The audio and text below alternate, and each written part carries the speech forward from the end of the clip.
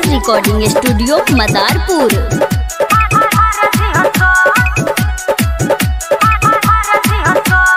काटा बन दुखते देखाव तारे गरमी तोर झार दिहसो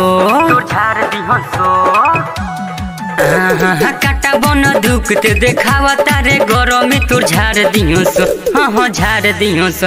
ई चौहान जी के टोला हवे सुन पटकिए के फार दिहसो।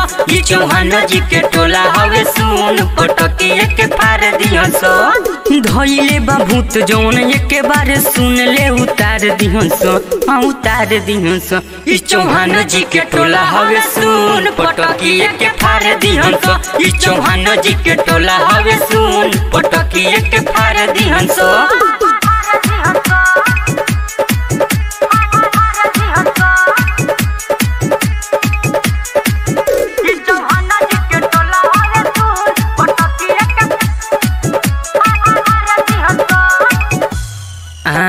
चुपे चोरी चल जोना होला ना बर्दाश्त रे नहीं तो बकरी सुनीले बबू कही दी हंस बाँस रे।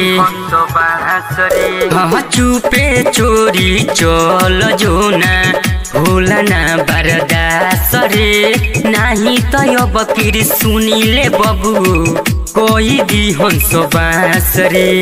बनता रे हीरो तोर धई के झूलो फीका बार दिहसन बनता रे हीरो तोर धई के झूलो फीका बार दिहसन हाँ का बार दिहसन। ई चौहान जी के टोला हवे सुन पटकिए के फार दिहसन। ई चौहान जी के टोला हवे सुन पटकिए के फार दिहसन।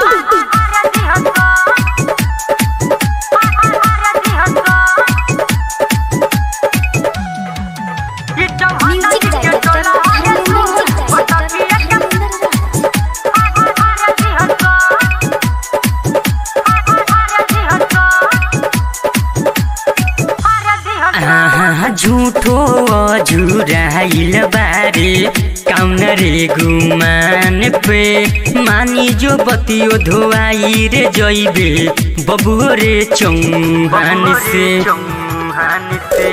झूठो अझुराइल बारे कौन रे गुमान पे मानी जो बतियो धोआई रे जइबे बबू रे चौहान से।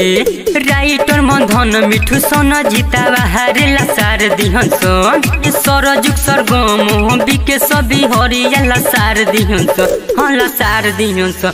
ई चौहान जी के टोला हवे सुन पटकिए के फार दिहसन। ई चौहान जी के टोला हवे सुन पटकिए के फार दिहसन। Anjali digital recording studio Madarpur.